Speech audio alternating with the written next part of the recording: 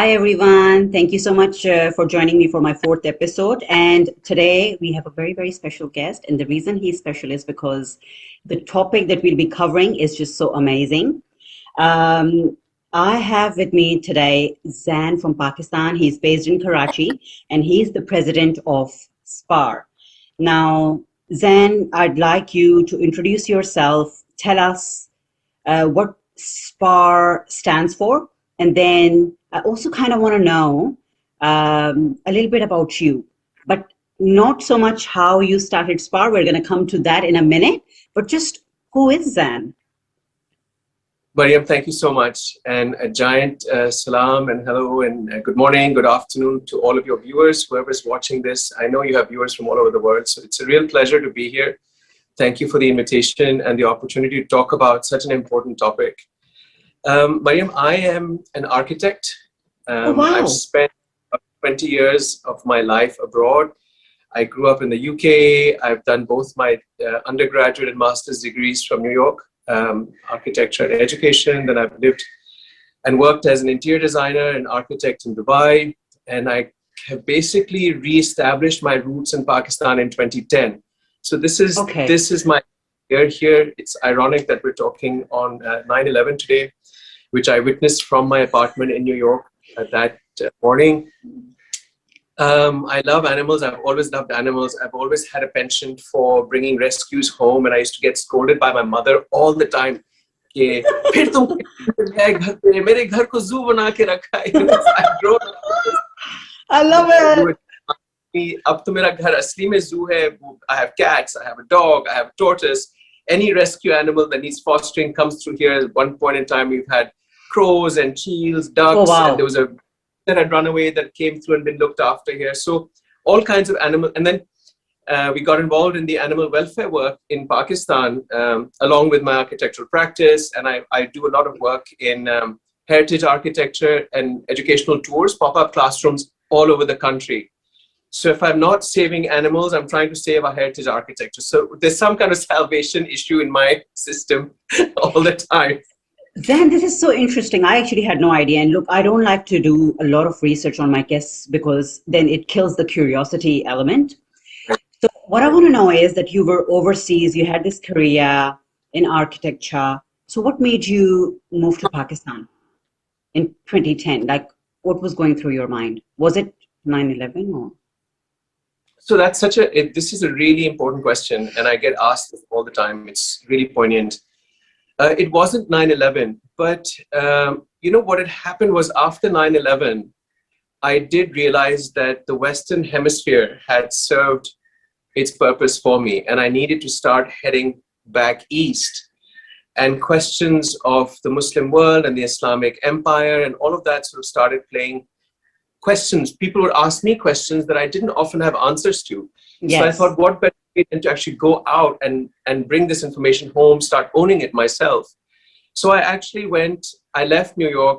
I was in New Mexico at the time, working with an architect in the West. Yes. Went to Tokyo. And on the way to Tokyo, I'd stopped in Dubai, which I didn't know anything about. This is 2003. Okay. And, I thought Tokyo was the other extreme. The Japanese setup culturally didn't work for me. So I thought, let's start to learn what really is happening in the Middle East. Okay. So in 2003, I had some family in Dubai. I said, let's just see what's happening here.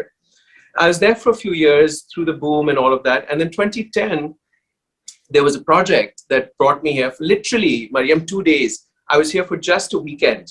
Like in Pakistan? In Pakistan, you were here for 2 days? Pakistan. Okay. In June 2010, I came to Pakistan because a friend of mine said, there's a client, you're so close, you're in Dubai, why don't you come fix his house?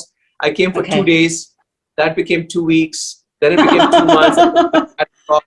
Then I rented an apartment for 9 months. And 11 years later, I'm still here. So it was not planned. But I think intuitively, I was drawn to my roots. I'd started exploring the craftsmanship. I'd started, my grandmother passed away in that same year. So my mother I just thought, everything seems to be coming together and that I should come home. Yeah. How was your journey? Because look, I get asked a lot about this, and even my own parents, because my family is still based in Pakistan and I moved here when I was very young, to do my uni and everything, decided to stay Right. here for some reason.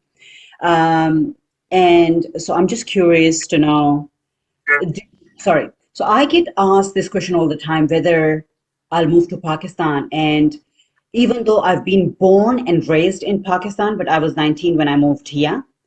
So I feel like all my uni life and my working experience, right, is based around here. So that just kind of scares me that if I move back home, would I be able to work because it's a completely different world? Um, was it difficult for you when you first moved? Because it would have been such a huge transition. Yes, enormously difficult. Enormously difficult. And over the last 5 or 6 years, I've watched other expats move back from Canada, from the UK, from the US, even from Australia and from China to Yeah, Pakistan. And it's a very difficult environment, socially, culturally, to move back into. In yeah. fact, I will expose myself and be a little bit vulnerable. I love it. I still, I'm still adjusting. It's been 11 Yeah, years. I'm still, there are things that I will still get shocked and yeah. horrified by.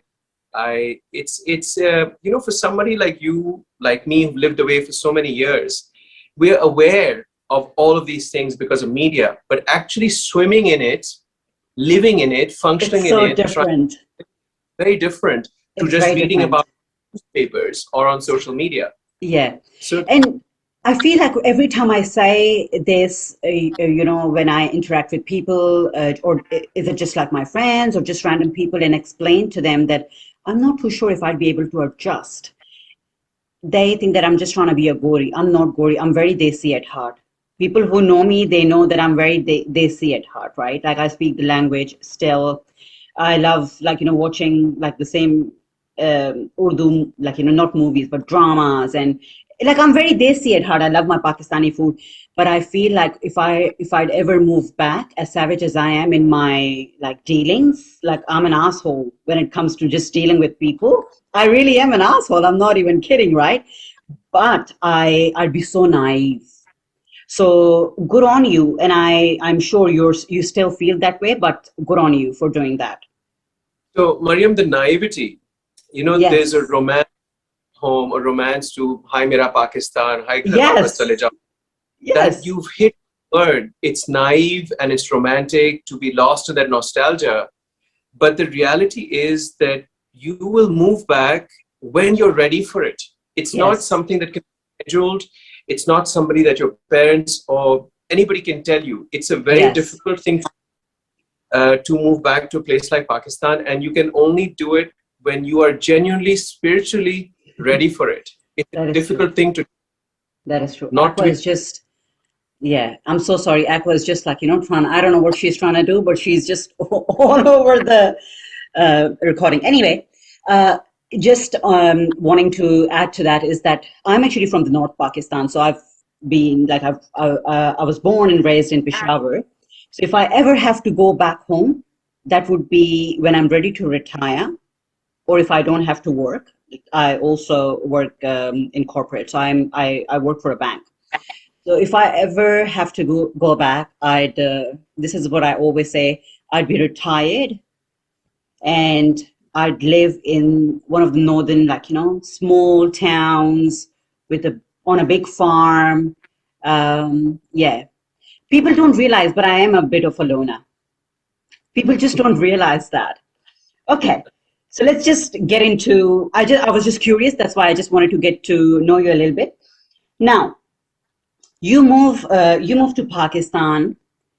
Now, what sort of experience you had to go through to start SPAR? Like, why? So, I've been working informally with animals, with other animal shelters on a personal level, helping others out. And then one day, I saw this picture of a friend of mine's dog out walking, and through the metal grill outside the footpath, making nose-to-nose contact with this husky puppy. So it just stuck in my head. I thought that's interesting. Husky puppy on the road, Karachi. I just made a note. Okay. And then the next I checked with I saw another picture of this, and the husky didn't look in great shape, and he was still outside. So I asked this friend of mine, I said, what's the story with this dog? Is he always outside? So I've discovered that he was kept in this enclosure about 4 feet by 25, 30 feet outside on the footpath in Karachi in the heat all year round. And I thought, that's a little bit funny. Okay. So one day, as I see this friend of mine, just around the corner from my house, I saw this puppy, and he was hidden behind these parked cars on the road. And it didn't look right. I tried to make friends with him. He didn't look, something was really wrong. And it was a narrow little piece of land, footpath, traffic, noise, diesel, pollution, on the street, no friends, by himself, lonely, like a dirty bowl of food and barely any water, cement floor, like zero entertainment. I thought, this doesn't make any sense. And it's attached to this huge house that had a massive garden inside. Huskies should be kept in air-conditioned climates in Pakistan. That is so true. I was actually going to say that, yes. So he was outside. I mean, I was on a flight that day away out of country, and I was coming back in 3 days. And I left a message with my friend saying, listen, find out who the owner is. Let's see what we can do, because that husky obviously needs help. And, Mariam, I always give the owner the benefit of the doubt that maybe he doesn't know. It's a gift. I'm not that person. Okay. Maybe I start off with the benefit of the doubt and say, okay, then we will come down harder, right? He's innocent. I'm so sorry I'm laughing. I'm so sorry I'm laughing. And the reason I'm laughing is because, I'm Pathan. So what we do is we kill the person first, and then we think, okay, what else we could have done? Okay, sorry to cut you off, but yes. So I came back 3 days later. I had all this information, and literally my flight landed at 5. I came home, and I told my chowkidar in the house, I said, listen, I can't get through my day if I don't go and check on that dog. So 7 in the morning, it was, I think, it was Eid day. It was the second day of Eid. 7 in the morning, I went out, and we said, we've got to get this dog out of here right now. This is not going to happen. And so I made a bunch of phone calls. I took some pictures. I put it on the net. A few people knew the owner. He was in the media industry. Okay. They spoke to him. The dog is fine. I look after him. I love him. And so all these messages started coming back to me saying, we're not able to get through. A friend of mine offered to buy it from him. Different people from different sides tried to approach him. That this is all happening in a matter of a few hours. Okay, cool. Eventually, I got a message from Atika Odo, who I didn't know at the time. She said, go speak to this man. Here's his number. I've spoken to him, and he's ready to talk to you. So I had just arrived at lunch with my mother, who I only see once a year. Okay. And I said, Ammi, I'm really sorry. This is a life or death matter. I need to take this call. So I spoke to this guy for about 2 hours, Mariam, and convinced him to hand over the dog to me. So the next day, he met me in his office. I went with my neighbor friend, and I went with Fahim Zaman, who is a wonderful senior man. He's been administrator Karachi. He said, "Beta, I'll help you." So I went and I met this guy, and long story short, I was upset with him in a manner that you might have also. I lost my cool, but he agreed to give me the dog, who was on high fever. He has 104 fever. His liver had failed.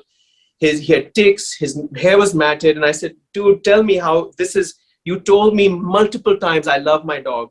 Please explain to me what kind of love this is, that you're not able to even keep his coat clean. He's got fever. Forget his emotional and psychological needs." So dog came over. So you took the dog? You took the dog. So the dog is not taken to me. He's taken to hospital. He's put into ICU immediately. I said, he needs 24-hour care. We got him into the hospital. For 2 days, I visited the dog, sat with him, got him to stand up, we tried everything you imagine. The poor guy died. He died on the 1st of June. No. At 9:30 in my arms. Saturday night, I was at the vet's. His owner was not there. He was at some family wedding, someplace on the other end of town. The dog was with me. Anyway, so the next morning, I thought, what is the purpose of this event? Why have I had this happen? So I looked up the law, and I discovered that until you don't have permission of the owner, you own the pet, just like you own a car or you own a house. So animal ownership is not like custodianship. It's like owning an object. So that was the first problem I ran into, is that our law doesn't categorize them as sentient beings. They're your owner. And if you don't get permission from the owner, if I was to touch the dog and take him away that morning, the way I saw him, he could have filed a case against me for vandalism and stealing of property.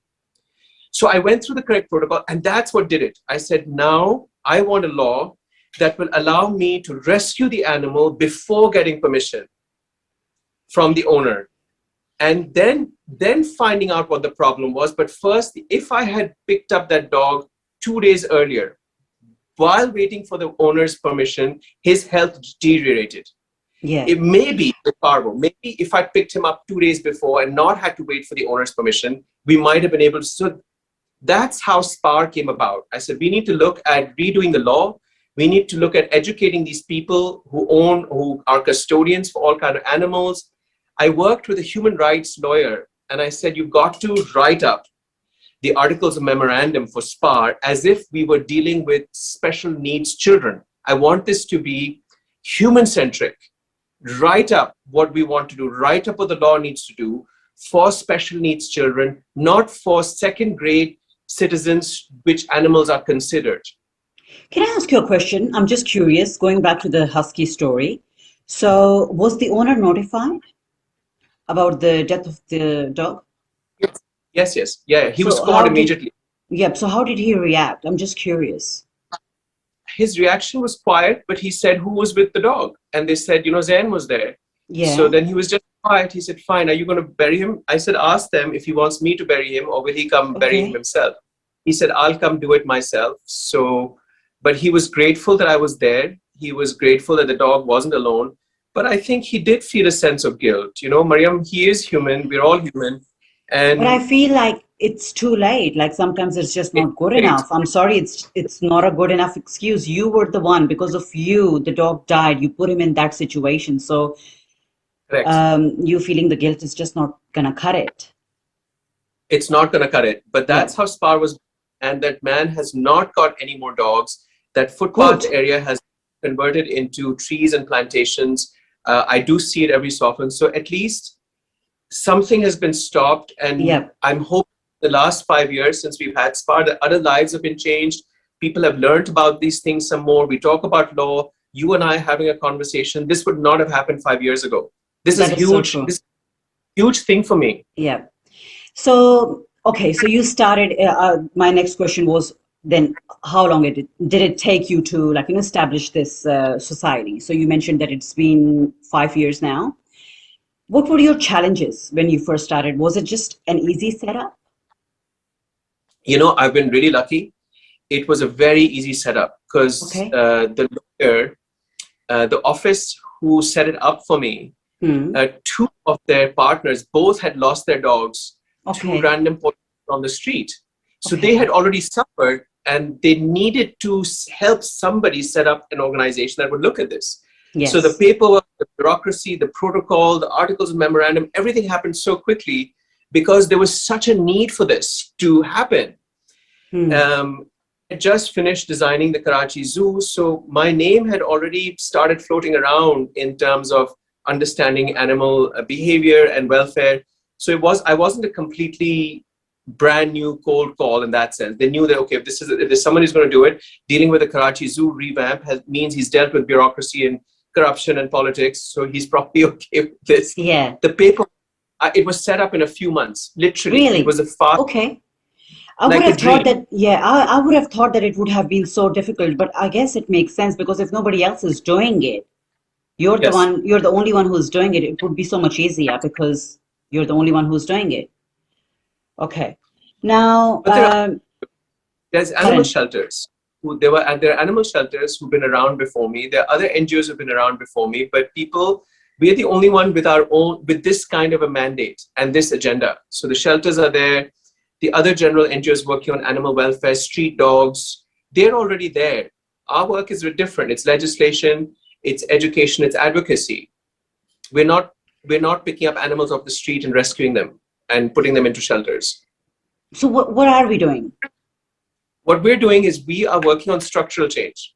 Okay. We're going the root of the problem. This morning, I did an interview for the press. We've had 400 fruit bats killed by the police in interior Sindh just a couple of days ago. And so the press called me and said, what's your statement? I said, the statement is that this is not the first time it's happened. And unless we don't start educating the police force and getting them to understand the Pakistan Penal Code, understanding the law, for them to be better protectors, not only of the Zaban, but also of the Bezaban. Yeah. Manage and balance God's natural ecosystem. So I said, this, we cannot keep wiping out something we don't understand or language you don't understand. Like you, let's say you move to Paris, right? And you didn't speak French. You don't turn around and kill all the That's French because true. you don't speak French. You learn French, Yes, right? absolutely. Yeah. So, so that's, and we had that conversation today. I said, we've got to get into structural change. We must understand why the police training doesn't include what to do with wildlife, what to do with pests, what to do with venomous snakes, what to do when you run into a situation where somebody calls you and says, the dog is barking outside, come kill him. You should not go kill him. You should tell them, but sir, madam, here's what we need to do. Here are your alternatives. This is illegal. But they don't know, right? So They we don't are know, looking no. how to raise awareness, get information out on the desperate need for structural change and education. Okay. Can I ask you a question? And look, it may be a dumb question, but I'm just trying to understand. So so you have this society, right? We don't have any animal shelters under this society, do we? No, we don't. We don't. Okay. So what So we this do is a is, platform. This is a platform where you're raising awareness. And are you, and rewriting the law, pardon me? and rewriting the law. I was going to say that. And you're also like, involved in the whole legal side of the things. Yes. Okay, beautiful. Okay, it makes sense now because I was also confused. I was just like, sort of stalking your profile, just wanted to get an idea. Okay, it makes sense. Now, then we have already got, these shelters in place in Pakistan, right? But do they really do their job? And in terms of funding to those shelters, how much do you think government really helps them? So we have What do these shelters. shelters do? Like just pick up random dogs from the street and put them in there? Do they look after them? What happens? Oh, Mariam, the shelters do a lot of work. They do a lot of work. So we have a small setup, not we, there is a small setup in Islamabad, in Peshawar, labs, Okay. there's Lahore, there's Hyderabad, there's Sakhar, there's Karachi, many shelters in Karachi. These all were started off by one shelter that showed up, I think, in 2012 or something like that. And then it just grew. What they do is they will rescue animals that are injured and wounded off the Okay. street. They Cool. put them out of the street, they bring them in, they look after them, and they will keep them. They will respond to abuse. If somebody's animal is being abused, they will go rescue them. The other day, there was, TNR programs, trap, neuter, release, Okay. anti-rabies program, get involved in Yes. that. Yes. Okay. Hospitals, NGOs. They will help with the welfare of donkeys on the streets, beasts of burden. They will help with people throwing their animals away, mistreating them. They will help with rescuing animals from pet stores and markets. So the shelters are doing a lot of work. They are very underfunded. All the shelters Hmm. that I know are not supported by the government. They're all supported by people like you and me, private sector, globally. Okay. They need funding. All the shelters in Pakistan need funding. And I say this in my talks all the time to people who are criticizing them, that we called so and so shelter. There was an animal we saw on the street that was injured. Nobody came to pick it up, or a car hit a dog. There are not enough people. There's just not, the shelters are up to here with animals, up to here with horrific wounded animals you can't even imagine. Animals coming out of rape rescues. They're responding to animal rape, and those animals are being rescued. So the emotional stress on shelter staff, the psychological stress on shelter staff, they're always short of funding, they're short of space. There's just not enough of them. Yeah, I'm actually sort of speechless. This was actually one of the questions as well from one of my followers. Because I posted that when I posted that Instagram thing yesterday. So people Right. were like, "Can you ask him this? Can you ask him this?" I'm like, "Okay, okay." So I have some questions coming. Okay, so we do have some laws in Pakistan, and Yes. shelters are doing something. Obviously, what they can Yes. do in their ability is limited, but there is work getting done, and Yes. inshallah, with time, it's going to improve. Um, I think you have sort of addressed this question, but I still want to touch on this in a bit more detail. How are street dogs treated? Zan, before we get into all that serious discussion, important question. This is very important. Are you a cat person or a dog person? I'm an animal person. I'm not a speciesist. No, no, no, no, no, no, no. You have to pick one. Do you relate more to cats, like their personality traits? You have to pick one. You got no choice. No, no, no, no. Tell I me, can't pick what's your one. horoscope? What's your horoscope? I'm a Capricorn. Oh my God, high five, same. Capricorn. I'm also a Capricorn. So look, I always thought, because growing up, we had dogs, cats, pigeons, peacocks, chickens, you name it, and we had everything under the sun. At one point, my dad even had a horse. Like, we're really big on animals and everything, right? Um, but if you, okay, just before I got Gucci and Aqua, I thought that I was a dog person. But ever since I've gotten my babies, I think I'm more of a cat person. And there's just like so much misconception out there that cats do not respond to their names and cats are like little bitches, and it's just not true. It's not true. It's It's not not true at true. all. Yeah. They show affection, they're loyal. Yes, they're different to dogs, but I kind of like that. Not saying that I'm not I don't like dogs, but just like, based on my lifestyle. So you are a cat person. Thank you for answering that question. Okay, let's just go back to my serious question about street dogs. You guys didn't hear it because of the connection, but he did answer that he's a cat person. Okay, and you even saw a cat, behind him. So yeah, he's definitely a cat person. Okay, now, so do you want to touch in a bit more detail as to how dogs, like street dog situation, right? What's that like? How bad is it in Pakistan? So To me, it's shocking. the street dog situation in Pakistan is directly connected to the problems of overpopulation in our cities. When you come out of the urban environment, the street dog situation in rural areas is not a problem. It is a growing problem in the cities because we are not controlling our solid waste management properly. We are not keeping our cities clean. We're not working on the infrastructure. We're not working on sewage. We have an overpopulation of people who don't have enough parks to go play in, so the children are playing on the streets. We don't have cycle routes. We don't have environments for kids and adults to play cricket. So parks are like out of bounds. There's not enough of them because we're too busy making sure the grass is manicured and people are not walking on it. So the street dog situation is, yes, the population is growing, but they have a really bad reputation for being aggressive, which is not true. It's entirely not true. Um, they have a bad reputation for being noisy, for chasing, for bothering people. None of that is true. There will always be the one bad egg. There'll be one dog that'll be an alpha male protecting his pack, which is natural. There'll be one female dog protecting her pups, which is natural.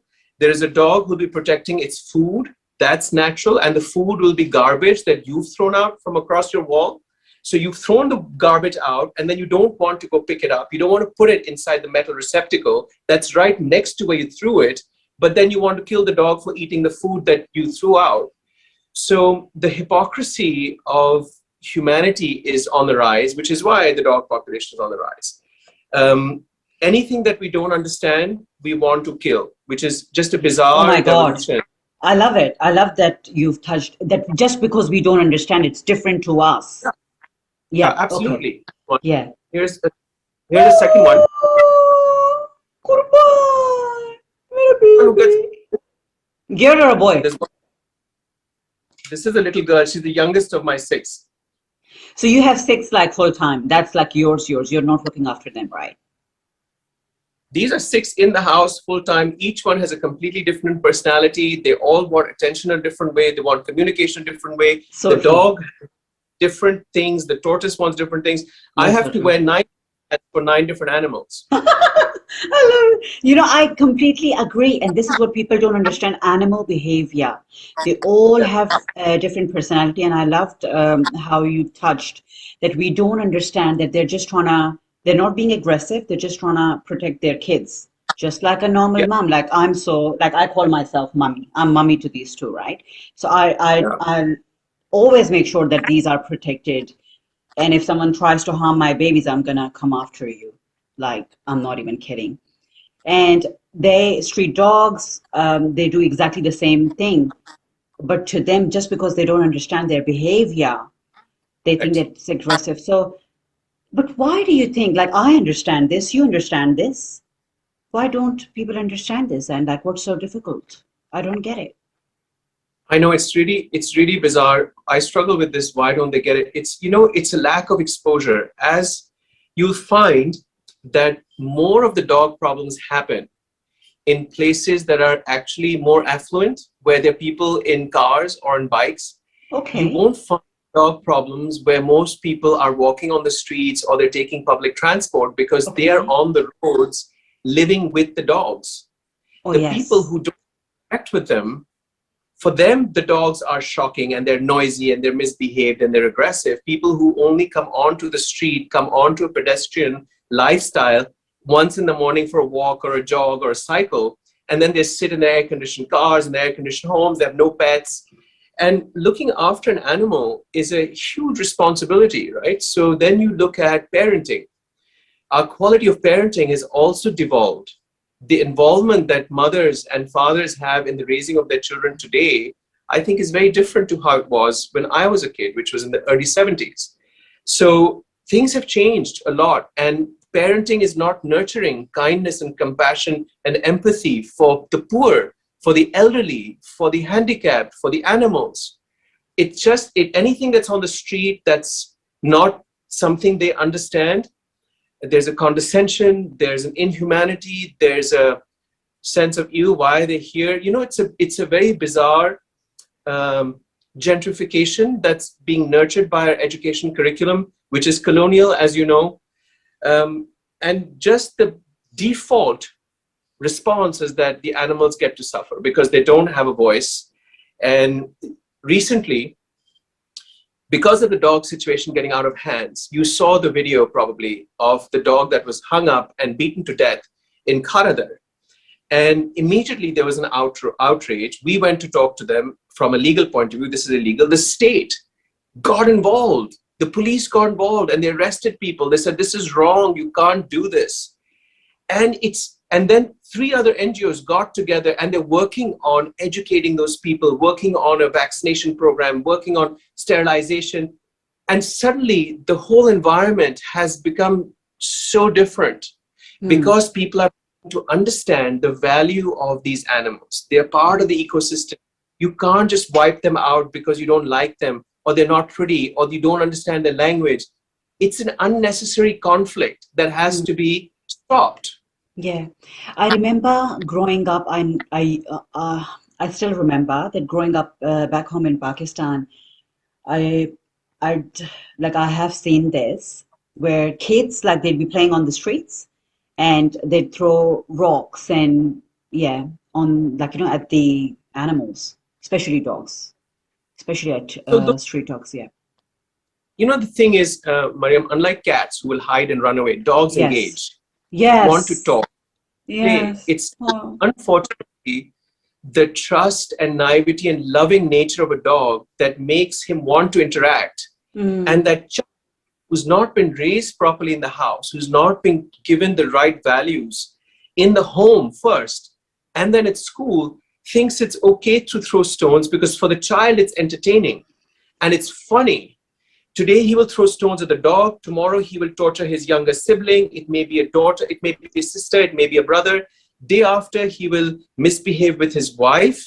And the day after that he will talk back and misbehave to his mother or his mother-in-law. And it just continues because it's not nipped at the age of 5. Look at this tail. I love it. I completely agree with you. And to be honest, like recent incidents in Pakistan, especially towards women, and look, I'm not a feminist at all. I believe I'm someone who believes in equal rights of everyone, whether it's men. I feel like women too often play that feminist card, and men are also victims in so many situations. So I'm just someone who believes in everybody's right, whether it's animal, men, women. I lost the train of thought. But yes, like recently, all these incidents, right, that happened against women in Pakistan. What I was saying, and everyone kept on sort of like, having a go at me on social media. What I said was, अगर इसकी परवरिश ठीक हुई होती ना, Yes. Yes. अगर इसकी परवरिश ठीक हुई होती, ये इसकी माँ का कसूर है. It's her, his or her, sorry, his mother is to be blamed. And everyone was like, माँ को मत बोलो, माँ को मत बोलो. At the end of the day, she's the one who's raised this monster. What do you mean, maa ko mat bolo? She is responsible for this monster who's going out. He's got no respect. He believes that everything that walks and is not a man, or sometimes even a man, he owns that and he can do whatever he can. Like all these men, they're just frustrated and they can take their frustration out just on anything that is moving. It's just so Yeah. unfortunate, and it 100% starts from their house, and their moms are to be blamed for this. It's poor parenting and lack of exposure to pets in the house, lack of exposure to. So the kids that will throw stones at the dog will also misbehave with the chowkidar on the street. They will also talk back to Yes, the white uniform policeman. There's a general, what you said, lack of respect all around. There's a general strange, monsterish privilege and entitlement of this toxic masculinity that's really going crazy. Um, and aside from the dogs, they're boys, teenagers who have no guidance, no mentorship. The quantity of drug taking has increased. The number of suicides has increased, and it's all kind of connected. It's all connected to this general devolution of society, because the awareness, the education is not. It does not have the meat and the content that it used to from the days of our great grandparents and even our grandparents, your grandparents, and mine. So that nurturing element, the compassion, the empathy, respect for women, respect for children, respect for anybody who you could use to belittle with your power, whether it be physical, whether it be patriarchal, to control that, to control the ego, to put it down, to listen to the other person. Nobody listens. Tolerance is that's a gone. They problem. all they all want to talk at the same time at each other, and it's this bizarre noise. I have to tell you something over here. This is so funny because every time I'm back home, right? So when I'm back home, I'm the oldest of, I'm the oldest one in my family. So when I'm back home, everyone's most of the times is at my place because of me, like my hala, mamu, everyone's at home. And they all talk at the same time. My khala, mamu, and I'm just like, okay, and it actually gives me a legit headache. And I'm like, who am I? Who am I listening to? And I'm like, guys, can everyone just shut up? Okay, hala, you go first. Okay. Now, Mamu, what were you saying? Now, one person at a time, guys. This is like something that needs to be really, really controlled. It really frustrates me. Okay. So I was also going to say that I don't understand, like, these people talk so big on religion and everything. I do say that a lot and everything. So anyway, these guys talk so big on religion, right? But they don't understand that our religion itself teaches so much about animal rights. You need to protect animals and you need to kind of look after them. ये बेजुबान चीज है. Yeah, anyway. Do you want to add something to this, Sen? I think what I'd like to add to this is the constructive role that social media has played in terms of deconstructing some old myths about animals, about animal behavior, about dogs, about sort of urban legends about how, everybody thinks that a dog in the city is either Hound of the Baskervilles or Cujo. And the fact that you and I are having this conversation, your viewers will see it, SPAR's video chats that I have with anybody. We may have 12 people live, but then there's 300 people that will follow it slowly, drop by drop, qatra by qatra. There is a mindset that's shifting.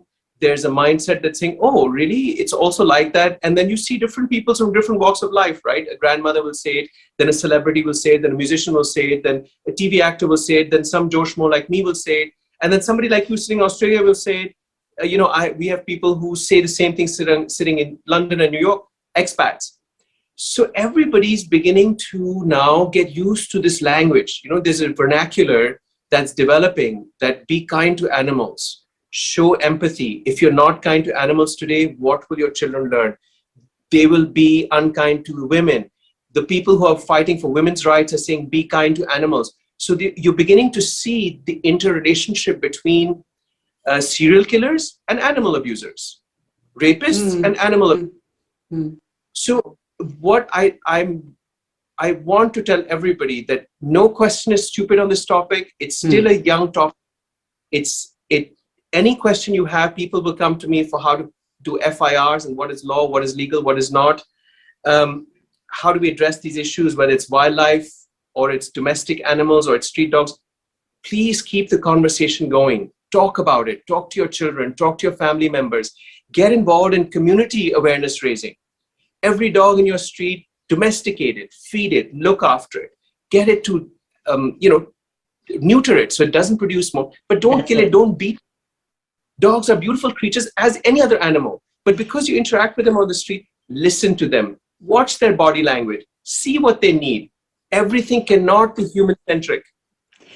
Zain, is it expensive to get these animals desexed? And no, in Pakistan?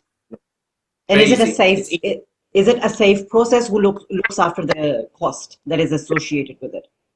Who looks after cost, either the person who's taking the pet can do it. The cost is so nominal. You can Really? send money across shelters. People who are here that are complaining about dogs, anybody who complains about their dog on the street can afford to get it neutered.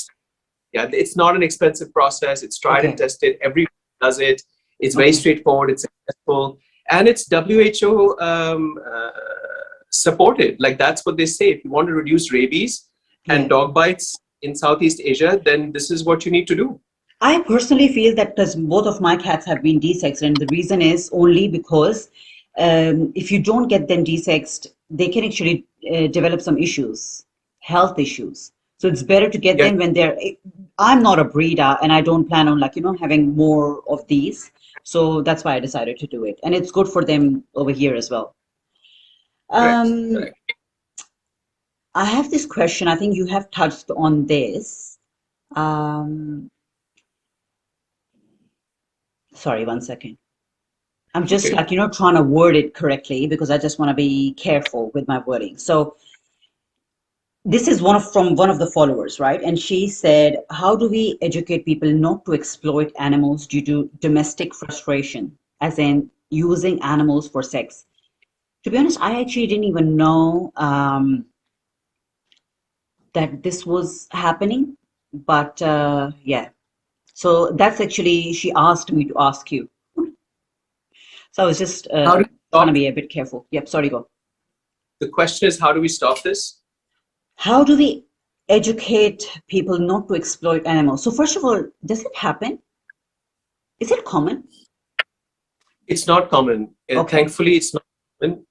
These are rare fetish type things. Okay. This is human perversion, and how to stop it is through education and to getting psychologists involved, right? This kind of situation is directly related to the human's unstable mental health. Right. Yeah, you're right. Okay. Another thing is that, do you think that in a country like Pakistan, we can create an ecosystem that is more balanced between us and street animals? Do you think it's possible that one day we will eventually get there? Like in Australia, yes, it is. First of all, I think there's no concept of street animals over here. There's actually no concept. I think here, because we've always lived with street animals, and it's just that the numbers have gotten a little bit out of control, that there's kind of a panic. I think we can get there. It's doable because they're not alien creatures to us, whether it's crows or pigeons or parrots or sparrows. People complain about the crows making a mess on their windows or pigeons making nests Yeah. in their air conditioning pipes. So we're not, our urban animals are not unfamiliar to us. I think that understanding how to build a better relationship and coexist with the dogs on the street will happen. I have faith. I think it'll happen in my lifetime. Inshallah. Okay, Inshallah. this is my second last question, and the last question we're gonna go in a little bit detail. I hope that you have some time. Okay, Sure. so second last question is exotic animals. So she wants to know your opinion.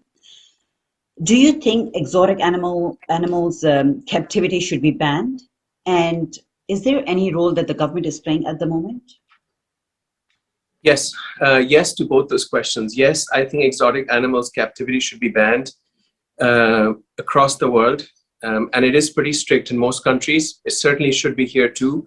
The government is playing a role. You'll be pleasantly surprised to know that the government, if they hear of any illegal trade coming in or exotic animals being traded illegally or not having the license or not being looked after properly, they do get involved and they confiscate them immediately. The government plays a very positive role in that, for sure. At least in Sindh, it does. What would be some examples of exotic animals? So, like lions? Yeah. I think again, it's like more psychological. It's just so egotistic, to be honest. To me, it's just Yes. to prove a point. Well, the gauche display of wealth and power. Yeah. So 2, 3 years ago, we filed a case that we won to stop the import of white lion cubs. In 1 year, Karachi had imported 40 No. white lion. And I got this information through somebody in South Africa who Oh said, my look, this is God. what's happening. What can you do about it? I got our lawyers, we work with 5 lawyers. I got one of Okay. them who's just on the lions to look at it and say, look, we have 2 issues. We have lions being bred within the country, so at least they're Okay. acclimatized. There are legal requirements you have to fulfill through the wildlife department to keep a lion as a pet. But these that are coming in, where are they going? And then there have been lions that have been confiscated because they were found running on the street. Oh my So God. I mean, horrific, right? Horrific. From apartment blocks in Gulshan Iqbal, 6th floor, someone calls and says, I had these lions to sell. Now they've grown up. I've not been able to sell them and I don't know what to do. So they've had to be confiscated. So lions are a huge issue. But, the problem with any contraband item in Pakistan is that the minute you ban something, it becomes more precious and more desirable. So we ban where we can in terms of using the CITES trade laws internationally. We ban at an export-import level. And then any other person who has lions here is supported to make sure that the lions are looked after as best as possible so that they don't go into hiding, so that they don't do crappy veterinary work on them, so they don't make the animals suffer more so than they are already in this given situation. So that's the kind of like balance we go back and oscillate between, is banning certain things, monitoring the export, import, breeding, and then the ones that are already here that have slipped through the cracks, making sure that they're given the best treatment possible. Beautiful. Okay. Last one.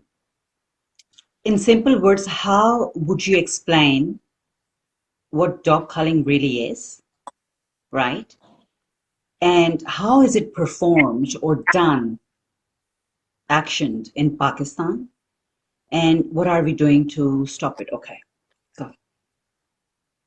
Dog culling, for all your Australian viewers, will be just like uh, the camel culling that took place recently in the Australian outback, and I think the kangaroos also. So culling is basically a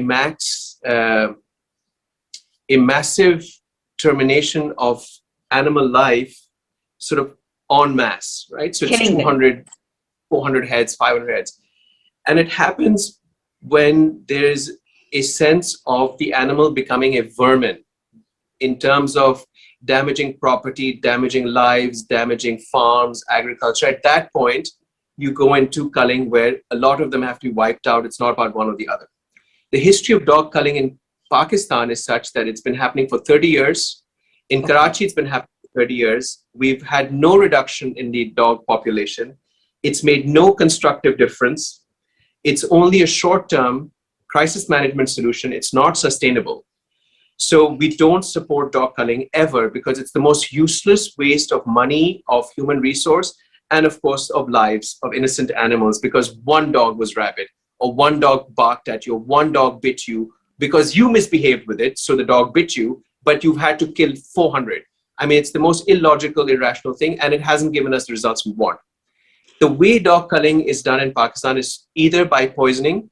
So they're fed rat poison by hand. Whoever is on the street that's normally looking after them, who the dog trusts, is the cleaner on the street. And Mariam, the stories with tears that I've heard from these cleaners saying, "Sir, मैं ये 30 साल से कर रहा हूँ, खुदा के वास्ते ये रोके, ऊपर से हमें ऑर्डर आता है, हमें करना पड़ता है, बट हमारा दिल दुखता है कि वही छोटा कुत्ता जिसको हमने बचपने से कचरे में देखा है खाना खाते हुए, today you're telling me कि उसी गुलाब जामुन में please poison it with rat poison." So the other way that they also, part of that is they will put it in meat and just leave the meat around. So when they leave the meat around, your dog on a walk can pick it up and eat it. The crows pick it up, they realize there's poison in it, and they drop it. Now, sometimes it gets dropped into your garden, my garden, and the Labrador, the German Shepherd, the pointer will eat it and die. So that's a horrific thing to happen to domestic pets because of the culling outside, or they're shot by guns. And the gun shooting process is so barbaric because the guys who are shooting are not marksmen. They don't shoot the dog in one go. They shoot it multiple times. The dog runs away. It probably hides under a car. It dies painfully many days later. So the dog culling is just the most ineffective, absurd and barbaric thing to do. It's not even, I can't even call it a solution because it's not even a solution. Nowhere close. Oh my God, this is just like terrible. But can we do something about it? Horrific. It's all like, it's really horrific, but I'm sorry about that, but. Can we do something about it at all? Sorry? Can we do something about it? We can't just be like, okay, this is what's being done, right? Like, what can we do? What can we do to stop this? There's a lot of work being done. So the government has gotten involved. Hospitals have gotten involved, the NGOs, TNR programs are happening. Dogs are being sterilized, they're being relocated. Okay. Community education programs are happening that please don't make that phone call at 4 in the morning that the dog is barking, come kill it. There's a lot of work pulling this in the other direction. So a lot of the dog culling has now become illegal in Karachi. It only happens in small communities under desperate conditions. It's not as common as it used to be. Thank God for that. Okay, that's good, yeah. There is control on it. There's a lot of people who have gotten involved where, you know, the communities like THA, CBC, where there are army officials who understand, they're being spoken to, the police is being spoken to, city administration knows, our present administrator, Murtaza Wahab, is a huge animal lover, dog lover. Okay. And he loved his dogs when I built SPAR back then, and was actually a person, a very important role in setting this up for us. Okay. So you have the right people coming to the right places. Yes, there is a slip between the cup and the lip. Yes, things do go wrong, but the proportion of that has reduced. That's good to know. It's still very sad, but it's good to know that something is getting done about it. Progress. There is progress being made. It's very slow. Yeah. It's very, very slow. There are huge setbacks every so often, but it's not disheartening. One keeps at it. It's thankless. It's difficult, but you keep at it. Yeah. Yeah, it's still pretty sad though, because like, you know, by the time everything, culture changes and all of this actually changes, there'd be so many lives that be taken already. So, but it is what it is. At least steps are being taken. So I guess it's kind of one step at a time. Zain, thank you so much. Is there anything else you'd like to add to? Anything? It's up to you. I have no questions, so you can say whatever. No, I just, I've said a lot. I think I've probably said more than people have the patience. I have to thank you for reaching out. And a giant thank you. All your viewers, thank you for the questions. Thank you for wanting to engage. thank you for wanting to know. On behalf of all the animals that are suffering, I want to thank you for this opportunity. Thank you so much for saying yes. To be honest, when I first approached you, I was like, I don't think this guy is gonna say yes. He's like very proper, and look at me, like no fucks given. There's no way. And but you said yes, and thank you so much. I've actually learned a lot, and just so inspirational that you're doing an amazing job. All the best, and please let me know if I can be of any help to you. What you're doing today is a huge help. This is enough. Yeah, and Plenty. inshallah, we're gonna have you over again with all your cats because you are a cat person, and we'll chat again. Thank you so much, Zan. Thank you, Mariam. Thank you so much. Thank God you. bless you. Bye-bye. Bye. Bye.